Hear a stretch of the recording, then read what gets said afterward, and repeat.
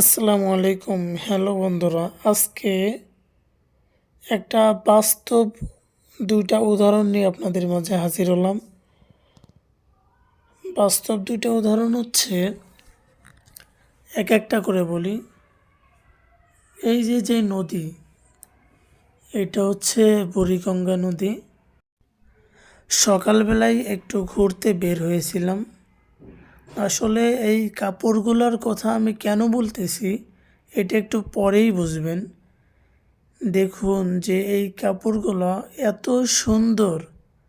এই যে সাদা কাপড়টা দেখুন, বিন্দু পরিমাণ কোনো ময়লা নেই। এত সুন্দরভাবে এরা ধুয়ে এটাকে নেড়ে দিছে। তো আসলে এটা দেখানোর একটাই কারণ যে এইটা হচ্ছে আপনার বুড়িগঙ্গা নদী, যেই নদীতে মানুষজন নামতেও চায় না, এত পরিমাণ ময়লা দুর্গন্ধ। সেই পানি থেকে সাদা, একদম সাদা যে কাপড়টা, একদম সাদা দপদপ হয়ে গেছে, বিন্দু পরিমাণ কোনো ময়লা নেই।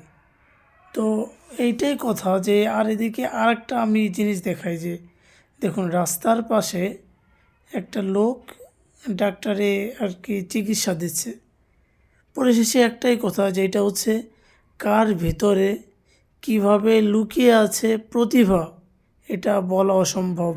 দিন শেষে আমরা কি পাচ্ছি, এই কালো পানিটাই অনেকের জীবনে সাদা একটা অংশ হয়ে দাঁড়াইছে। আর ওদিকে এই ফার্মেসিওয়ালা চিকিৎসা দিচ্ছে, আল্লাহ কার ভিতরে কখন কিভাবে কি রেখেছে এটা কেউ বলতে পারে না। এই জন্যই একটা কথা বলি, কারো ড্রেস আপ দেখে কাউকে জাস্ট করবেন না। কার মধ্যে কী লুকিয়ে আছে এটা বলা অসম্ভব। আশা করি আপনারা কথাটা বুঝতে পারছেন। সকলকে ধন্যবাদ, আমাদের পাশেই থাকুন।